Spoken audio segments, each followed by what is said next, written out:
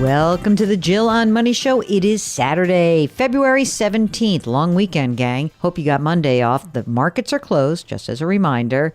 And this is the program that helps take the mystery out of your financial life. If you have a question, we'd love to help you out. All you need to do is go to our website, JillOnMoney.com. Click the Contact Us button and complete the form. That's the email that we receive from you. In those emails, give us some good, juicy details, not just the numbers. I want to know a little bit about you. That's more fun, isn't it? And also, if you would like to join us live, just check the box and you can give us the juicy details in person. So check that out. If you'd like to join us on our YouTube show, Jill on Money, powered by The Compound, that's the video checkbox. So do check that. While you're on the website, we encourage you to sign up for our free weekly newsletter. It comes out every Friday. Mark does a fantastic job with that. And if you've got a few bucks to spare, maybe you got an extra tax refund coming to you and you want to join Jill on Money Live, we would love for you to do that. That's where you have access to quarterly live webinars and lots of bonus video content. Our next webinar in March is with Cal Newport, and I'm digging into his new book. It's called Slow Productivity, The Lost Art of Accomplishment Without Burnout. This guy is so smart. He is really refocusing me and thinking about the way I work. And I think you're really going to enjoy that. You can only see and be part of that webinar if you join Jill on Money Live. It's all on the website. All right.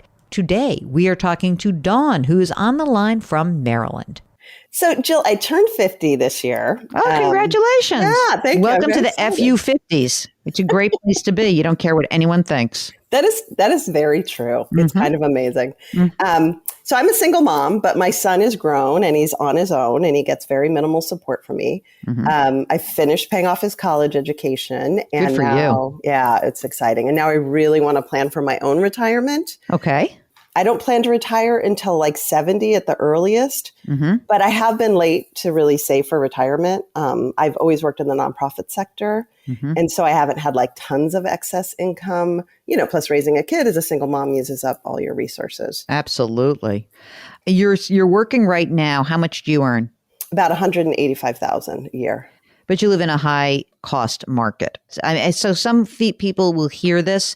Oftentimes we'll talk to people and they'll be, you only talk to rich people because maybe if you make $185,000 a year in certain markets, it sounds like a lot of money. But in a lot of high cost markets, whether it's the DC General Metro or the Boston or the Bay Area or New York, sometimes 185 sounds like a lot and it doesn't feel like a lot. So I understand that. In working for this nonprofit, do you have a retirement plan? I do. I have a 401k and I have a 457B. Oh, okay. So how much is in each of those plans right now? I have two 401ks, one at Fidelity, one at Vanguard, total $215,000. And I have about $20,000 in the 457B. I just started putting money in there this year. How much are you contributing to each of these plans? So I'm maxing out both the 401k and the 457B. So I'm going to try to put away $50,000 a year at least. Wow. So you're not a big spender. You're plowing the money that you were spending on the kid now into retirement. Correct. Yes. That's great. Yeah. That's great. And of course, the best part about turning 50, that extra catch-up contribution. Will you be entitled to any pension? No, there's no pension. Okay, but you will be entitled to Social Security. Yes, and I will not pull Social Security till I'm 70, but obviously, the estimated amount is $4,000 per month, and I feel a little cynical about it being $4,000 per month. It might be less. I don't know. I think it would probably be all right. But anyway, where do you live? Do you have your own home or do you rent?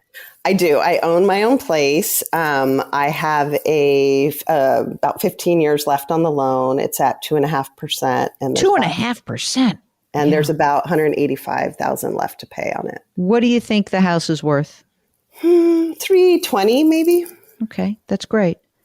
What else do you have that's outstanding in terms of debt? You said you paid off the kids' student loans. Do you have any other debt that's outstanding? I have a car that'll be paid off in 3 years, but it's at 0.9% interest. All right, that's not bad. I probably have $10,000 in credit card debt. What? Why is there $10,000 in credit card debt? Because I made this decision that I wanted to power save and get money in my account so that if I had overages, I have a very low interest credit card that I'd rather put myself in a little bit of credit card debt and put more money in the 401ks. Because you have credit card debt, do you have no emergency reserve fund? I have only like $6,000, but I'm working on that. I'm like, my heart hurts a little bit right this second because I'm like going to tell you the thing that you don't want to hear, which is I really need that credit card debt paid off, even if it means that you put a little bit less money in the 457 plan. Like, I just don't like that as a habit, and I don't like it out there. I'll do it. Okay. I'm thinking that like you max out 401k. All right. Whatever cash flow you have available, you pay down the credit card and you establish that emergency reserve fund and get it up to the 6 months that you really need. So how much do you think you spend every month? Probably about $5,500. I think because you work in a nonprofit, it's not like you're going to get some big bonus, right? Right. Exactly. Right. And you're going to stay in this house? Yeah. No extra payments on the house. No. Maybe what I might do, just in case you did have an emergency, since you really don't have money, I think that I would establish but not draw down a home equity line of credit. And what that would mean is that, you'd go to whoever holds the note of your mortgage and you say, I need a line of credit. I'm thinking about doing some work in my house. It's not really a lie. You may want to do work in your house, but really you can just get a line of credit established. Whatever they'll give you as a line of credit, again, a line is established but not drawn down. You are not allowed to draw this down unless like a serious emergency were to arise. You got 320s, 200, maybe let's just pretend. Let's say they go, okay, you can have $75,000 line of credit. Now it's outstanding. It's established but not drawn down. So that if something horrible happened, you have the line. You have it available. So I would establish a home equity line of credit. Don't draw it down. Number 2, all free cash flow goes to paying down credit card debt and funding your emergency reserve fund. And once those things are paid off, once the credit card's paid off, the emergency fund then you can slowly start to put money into the 457 again. Not immediately. You don't have to do it in one fell swoop. So you have money that's there. You got a couple $100,000 that's invested. Everything is great. You're on track to, keep working and put money away. But honest to God, this is one of those things that we want to nip it right now while the cash flow is good. The kid's done. The 401ks are really aggressive. I've got 80% in index funds with very low fees and the rest in bonds. I am not an 80-20 investor. Mark is, and he's younger than both you and me. If you're okay with it, then that's fine. You do have like a 20-year time horizon. So you're saying, I am going to work for 20 years. Maybe as you start to, wind, you're just 50. So maybe in 5 years, you're like, I'm going to go 70-30. And maybe 5 years after that, you go, I'm 60-40 and now I'm going to let it ride. But if you're not bothered by it, I'm not bothered by it. I just don't love risk myself.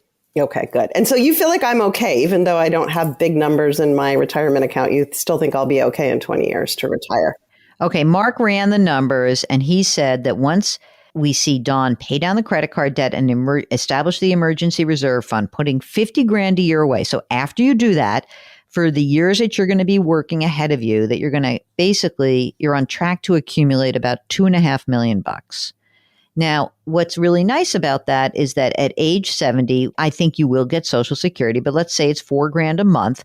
That $2.5 million will fund the money that you need, right? Because you need in today's dollars, you said $5,500 a month.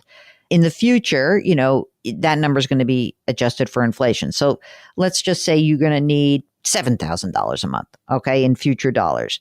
Well, you'll have some money that comes from Social Security, the $4,000, and the $3,000 a month will come from the $2.5 million that you accumulate. So I think you're in good shape, but you're not going to be in good shape if you play these funny mathematical/mental gymnastics. Pay down the credit card, get the emergency reserve funded, get that line of credit just in case, and then start putting your $50,000 a year away. If you would like to come on the program and run anything by us that is remotely impacting your financial life, do that. Just go to JillOnMoney.com, click the Contact Us button. We'll get your note, and Mark will bring you on the air, and he's very good at this. It's very easy to do. We always encourage you to please lift someone up, change your work, change your wealth, change your life. Thank you for listening, and we'll talk to you tomorrow.